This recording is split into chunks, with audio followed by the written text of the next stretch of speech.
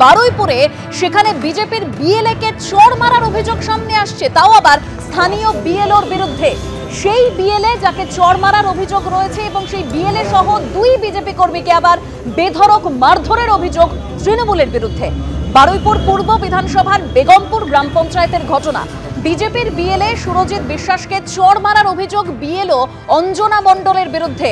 তার পরিচয়পত্র ছিঁড়ে ফেলা হয় বলে অভিযোগ। বিএলওর বাড়ি থেকে বেরোনোর পরে বিএলএ সুরজিৎ বিশ্বাসের উপর তৃণমূল কর্মীদের একাংশ তারা চড়াও হয়, বেধড়ক মারধর করা হয় তাকে, এরকমই অভিযোগ করছে বিজেপি। ওই বিএলএ কে বাঁচাতে গিয়ে আক্রান্ত হন আরো দুজন বিজেপি কর্মী। মাথায় গুরুতর চোট লেগেছে এক বিজেপি কর্মীর, অভিযোগ বিজেপির। আহত ওই বিজেপি কর্মী বারুইপুর মহকুমা হাসপাতালে ভর্তি রয়েছেন। বিএলও সহ 10 জনের বিরুদ্ধে বারুইপুর থানায় ইতিমধ্যে অভিযোগও দায়ের করা হয়েছে, যদিও হামলার অভিযোগ অস্বীকার করেছে তৃণমূল। বিজেপির গোষ্ঠীদ্বন্দ্বের কারণে এই ঘটনা, পাল্টা দাবি করছে তৃণমূল।